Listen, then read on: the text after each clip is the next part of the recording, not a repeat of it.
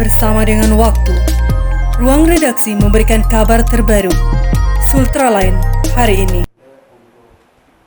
Kamar Dagang dan Industri Sulawesi Tenggara akan melaksanakan musyawarah provinsi ke-7 untuk periode 2021 hingga 2026 yang rencananya akan dilaksanakan pada tanggal 11 hingga 13 Januari 2021 di salah satu hotel di Kota Kendari, Jumat 11 Desember 2020. Sebelum berlanjut, jangan lupa subscribe channel Sultraline, nyalakan loncengnya agar Anda yang pertama mendapat informasi terbaru dari ruang redaksi kami. Dan kegiatan ini rencananya akan dihadiri oleh Ketua Umum Kadin Indonesia, Wakil Ketua Bidang Organisasi Kadin Indonesia, Wakil Ketua Kadin Bidang Konstruksi, dan Wakil Ketua Bidang UKM beserta rombongan. Hal ini disampaikan oleh Ketua Steering Komite Musyawarah Provinsi Kadin Sulawesi Tenggara, Haji Muhammad Saleh, dalam konferensi persnya bersama awak media di kantor Kadin Sulawesi Tenggara. Disampaikan oleh Sekretaris Komite bahwasanya pelaksanaan musyawarah itu tanggal 11 sampai tanggal 13 Januari. Dan alhamdulillah semua persyaratan berdasarkan anggaran dasar dan anggaran rumah tangga, panitia itu dalam pelaksanaannya itu tetap berpegang teguh pada bab 7 pasal 22 tentang musyawarah. Untuk itu dalam pelaksanaannya sesuai dengan ADART bahwasanya pelaksanaannya itu 1 bulan sebelum pelaksanaan panitia itu wajib mengumumkan, dan alhamdulillah hari ini penerbitan pengumuman tentang pelaksanaan itu dimulai diumumkan berdasarkan ADART petunjuknya adalah 1 bulan, maka hari ini sampai 1 bulan ke depan itu di media cetak maupun online itu kami sudah umumkan. Nah, untuk membuktikan bahwasanya kami panitia baik pelaksana maupun OC itu kami sangat transparan,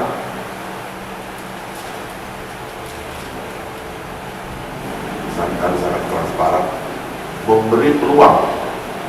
Jadi kami memberi peluang kepada seluruh pengusaha yang ada di Sulawesi Tenggara untuk mendaftarkan diri yang ingin maju sebagai kandidat Ketua Kadin Provinsi Sulawesi Tenggara pada Musda 7 untuk periode 2021-2022. Ia juga menambahkan bahwa mulai hari ini 11 Desember 2020 hingga 4 Januari 2021 dibuka pendaftaran bagi calon kandidat Ketua Kadin Provinsi Sulawesi Tenggara periode 2021 hingga 2026. Adapun terkait syarat untuk mendaftarkan diri sebagai calon kandidat Ketua Kadin Sultra, Ketua SC Musprof ini menyampaikan bahwa para calon ketua harus mendaftarkan diri, harus memiliki kartu tanda anggota Kadin 3 tahun berturut-turut, pernah menjadi pengurus Kadin baik di kabupaten atau provinsi atau pusat, mendapat dukungan minimal dari 1 Kadin kabupaten atau dukungan dari asosiasi yang menjadi anggota luar biasa Kadin Sulawesi Tenggara. Sehingga ini hampir sama. Jadi kesimpulannya itu syarat pendaftaran, maka tadi saya katakan syarat pendaftaran itu pengumuman kita sudah umumkan oleh baik cetak maupun online. Nah, mulai hari ini sekretariat ini terbuka selama jam kerja untuk menerima siapa saja pengusaha-pengusaha yang berkeinginan untuk maju, silakan datang daftar. Itu syaratnya, dia harus mendaftar dulu. Adapun syarat-syarat lainnya ada di formulir, ada di pengumuman, silakan dibaca. Nah, menyangkut masalah syarat calon juga, syarat calon itu sangat jelas sekali di pengumuman, sangat jelas sekali di anggaran dasar dan anggaran rumah tangga bahwasanya syarat calon itu yang bersangkutan harus memiliki KTA 3 tahun berturut-turut.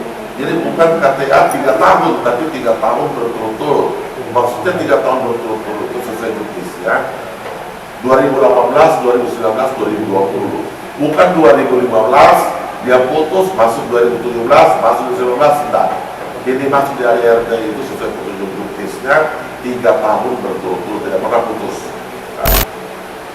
atau dan dia juga pernah jadi pengurus, atau dia juga pernah jadi pengurus di kabupaten atau di provinsi atau di pusat boleh. Dan syarat lainnya juga dia juga harus mendapat dukungan minimal 1 kabupaten. Atau tidak juga dia juga mendapat dukungan dari organisasi, dari asosiasi yang menjadi anggota luar biasa Kadin, atau dia mendapat dukungan dari anggota biasa. Dan ada pun syarat-syarat lainnya ada di pengumuman, silakan. Jadi itu syarat-syarat calon. Kalau menyangkut masalah kira-kira siapa-siapa yang akan mendaftar atau berapa calon, itu susah untuk saya menyampaikan di jumpa pers sore ini. Yang jelasnya kami membuka kesempatan. Hanya kanon kabarnya Ketua Umum yang sekarang Pak Ramandi SE, kanon kabarnya beliau tetap maju, beliau tetap mau mendaftar. Tapi untuk membuktikan dia mendaftar atau tidak, ya nanti kalau beliau sudah datang mendaftar baru dikatakan mendaftar. Jadi kalaupun ada juga calon-calon yang lain, boleh. Tidak menutup kemungkinan di pengurus yang lain juga ada. Mungkin juga ketua SC, ketua OC juga mungkin, sekretaris SC juga mungkin punya keinginan, semua terbuka lebar. Ya, mungkin juga ketua seksi acara juga bisa jadi kalau dia juga mau, silakan. Sepanjang semua rambu-rambu yang tidak bertentangan dengan anggaran dasar dan Senada dengan itu, Bandung selaku Sekretaris Steering Komite Musyawarah Kadin Provinsi Sulawesi Tenggara menambahkan bahwa batas akhir pendaftaran dan penyerahan berkas bakal calon Ketua Kadin Sulawesi Tenggara sampai pada tanggal 4 Januari 2021 pukul 16 waktu Indonesia Tengah.